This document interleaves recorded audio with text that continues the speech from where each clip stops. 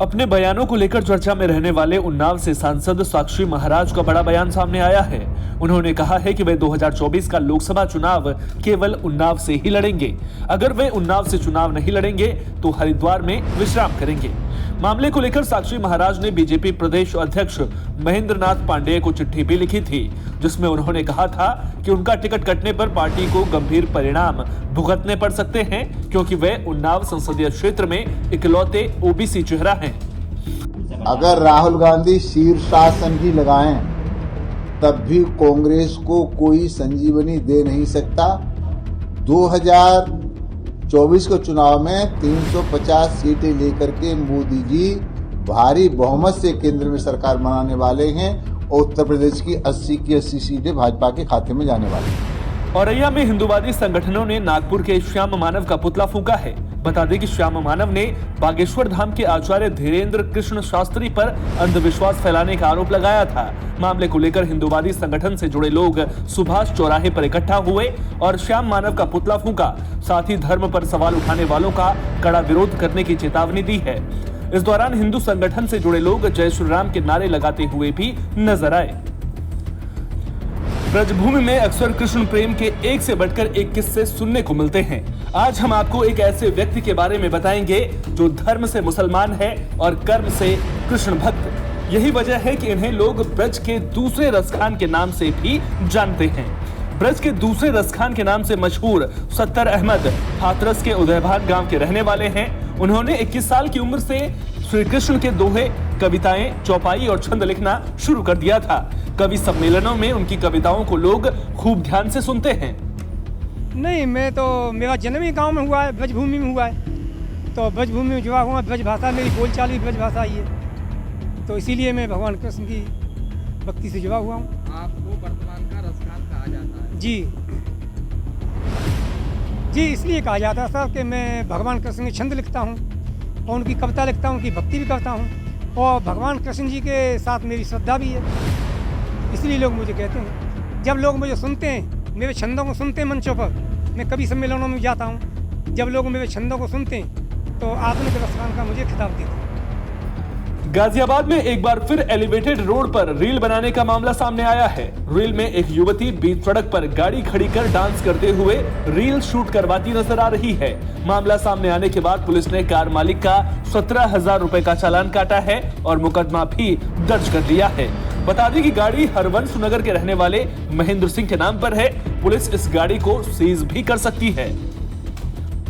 Social media पर एक video viral हो रहा है जिसकी जांच की गई तो यह एलिवेटेड रोड थाना साहिबाबाद क्षेत्र का मामला है। इसमें कार और महिला की पहचान कर ली गई है। इस संबंध में पुलिस की तरफ से तहरीर करके मुकदमा दर्ज किया जा रहा है।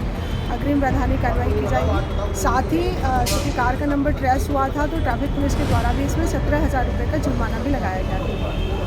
मथुरा में एटीएम से पैसे निकालने गई दो बहनों के साथ ठगी का मामला सामने आया है। घटना हाईवे थाना इलाके के मंडी चौराहे की है। महेंद्र नगर के रहने वाली रुखसार छोटी बहन के साथ एटीएम से पैसे निकालने गई थी। इसी दौरान दो बदमाशों ने उनका एटीएम कार्ड अपने कार्ड से बदल लिया और फिर बाद में अकाउंट से 37,000 रुपए निकाल लिए। मामले की जानकारी रुखसार के पिता ने डायल 100 को दी थी। ये घटना हुई है, मेरी बेटी बाजार से सामान खरीदने के लिए पैसा निकाल रही थी। मंडी समिति महाराणा प्रताप चौराहा पे जो एटीएम है पुल के सामने, उससे पैसा निकाल रही थी। तो पैसा निकालते समय एटीएम ने 1-2 बार काम नहीं किया, नेटवर्क प्रॉब्लम हो सकती है। तो बाहर 2-3 लड़के खड़े हुए थे, वो जबरन एटीएम में घुस गए। बोले बहन जी ये एटीएम आपका काम नहीं कर रहा है, हम लगा देते हैं इस एटीएम को। उन्होंने जबरन हाथ से एटीएम छीन कर और उसमें एटीएम बदल के और उस एटीएम में अपना फर्जी एटीएम लगा दिया और एटीएम लेके वो निकल गए। अब बेटी ने एटीएम चेक किया तो उस पर नाम नहीं था बेटी का। देखा तो वो मालूम पड़ी कि एटीएम को बदल के ले गए। मेरे पास सूचना की, मुझे फ़ोन किया और मेरी बेटी के जो शौहर हैं, हस्बैंड हैं, वो यूपी पुलिस में कार्यरत हैं, आगरा जनपद में तैनाती है, उनको सूचना दी। उन्होंने मुझे फ़ोन किया कि पापा जी एटीएम फटाफट ब्लॉक कराइए। तो मैंने प्रयास किया, जब तक एटीएम ब्लॉक नहीं हो पाया तब तक वो सारे पैसे, उसमें 37-35 हज़ार रुपये थे, वो सभी पैसे वहाँ से निकाल कर उन्होंने खाते को खाली कर दिया। कुल 333-38 रुपये उसमें छोड़े हैं। मैं एटीएम से पैसे निकालने आई थी तो मैंने एक बार कार्ड लगाया था तो वो एक बार में 500 रुपये निकल गए थे। तो फिर 3 लड़के आ गए थे एटीएम के अंदर, फिर बोले कि एक बार फिर मैं दोबारा लगाया था तो वो ATM काम मान नहीं रहा था।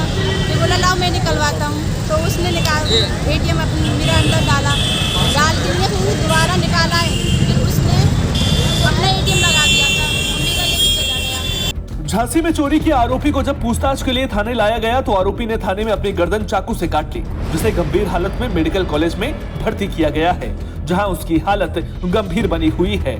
दरअसल उल्दन थाना इलाके के बिजना गांव के रहने वाले पुष्पेंद्र अहिरवार के खिलाफ 2 दिन पहले चोरी करने की नामजद रिपोर्ट दर्ज कराई गई थी।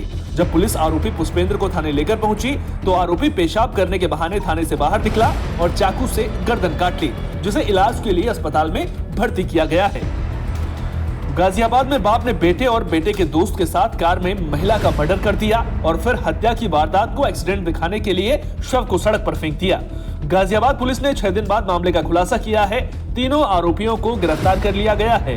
जानकारी के मुताबिक अपने अवैध संबंधों को छिपाने के लिए शख्स ने बेटे और उसके दोस्त के साथ मिलकर वारदात को अंजाम दिया था। देखिए, कुछ दिन पहले हमारे सिविल लाइंस चौकी इंचार्ज थाना क्षेत्र कोतवाली को कुछ लोगों ने एक युवती की अवैध अचेत अवस्था में उसको लेकर आए। तुरंत ही हम लोग MMG अस्पताल पहुंचे, वहां पे पुलिस उसके लेडी को लेके पहुंची। तब डॉक्टरों ने उनको अमृत घोषित कर दिया। उसके बाद ही पुलिस को 112 को कबीरनगर थाने की सूचना मिली थी कि एक ट्रॉलर है जिसने कि एक युवती को इस तरह से एक्सीडेंट में मार दिया है। इसके बाद तुरंत ही हमने एक एक्सीडेंट का मुकदमा पंजीकृत करा। इन युवती का जब हमने PM की रिपोर्ट आई तो उसमें मैनुअल थ्रॉटलिंग और स्मॉदरिंग आया। इसके बाद ही पुलिस का इसमें शक गहराया। शामली में युवक का शव मिलने से हड़कंप मच गया। घटना सदर कोतवाली के लिलोन खेड़ी गांव की है। युवक के शरीर पर गोली का निशान मिला है। पुलिस ने शव को कब्जे में लेकर पोस्टमार्टम के लिए भेज दिया है। आशंका जताई जा रही है कि युवक के दोस्तों ने वारदात को अंजाम दिया है। जानकारी के मुताबिक गौरव ने देर रात दोस्तों के साथ शराब पार्टी की थी। आशंका जताई जा रही है कि इसी दौरान किसी विवाद को लेकर गौरव के दोस्तों ने ही उसकी हत्या कर दी। पुलिस मामले का जल्द खुलासा करने की बात कह रही है। कोतवाली क्षेत्र में ये खेड़ी कर्मों में एक अज्ञात शव के विषय में सूचना आई थी कि एक युवक मृत अवस्था में पड़ा हुआ है तथा उसका तत्काल जो स्थानीय पुलिस मौके पर पहुंची और शव को कब्जे में लेकर पोस्टमार्टम कराया जा रहा है। मृत्यु का कारण जो है एग्जैक्टली क्या है वो ज्ञात हो सके। और इसके अलावा जो स्थल है उसको सुरक्षित किया गया है। यहाँ पर एक किस्म कार्ड्स वगैरह कुछ चीज़ें मिली, उसे कब्जे में लिया गया और घटना के अनावरण के लिए जो है 2 टीमें दी गई। इस घटना का शीघ्र प्रतापगढ़ में एक युवक की गमछे से गला दबाकर हत्या कर दी गई और फिर शव को वीरान जगह पर फेंक दिया गया। मृतक के शरीर पर चोट के निशान मिले हैं। पुलिस ने जेठवाड़ा थाना इलाके के अजुइका गांव से शव को बरामद कर पोस्टमार्टम के लिए भेज दिया है। जानकारी के मुताबिक नागापुर गांव के रहने वाले कृष्ण कुमार यादव शाम को 4 बजे बाइक पर सवार होकर घर से निकले थे। देर रात उनकी बाइक घर से करीब 500 मीटर दूर जंगल में लावारिस हालत में मिली। वहीं सुबह कृष्ण कुमार यादव का शव जंगल के पास मिला। परिजनों की शिकायत पर पुलिस ने मामला दर्ज कर जांच शुरू कर दी है। थाना जेठवाड़ा पे आज सूचना प्राप्त हुई है, जिस पर स्थानीय पुलिस बल और इंस्पेक्टर सब मौके पर आए हैं। फील्ड यूनिट भी आई है। शव को देखकर पूर्ण निश्चय से प्रतीत हो रहा है कि उसको मारा गया है। इस संबंध में परिजनों से तहरीर प्राप्त करके FIR दर्ज की जा रही है और शव को पोस्टमार्टम की जा सकती है। 2-3 पहलू हैं। हमें कुछ अपुष्ट तथ्य भी प्राप्त हो रहे हैं जिनके बारे में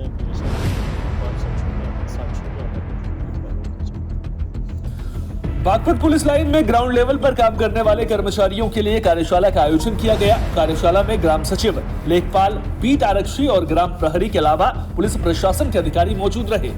इस दौरान ग्राम स्तर पर संयुक्त टीम बनाकर कानूनी विवाद चिन्हित करने और समय से निस्तारित करने का निर्देश दिया गया।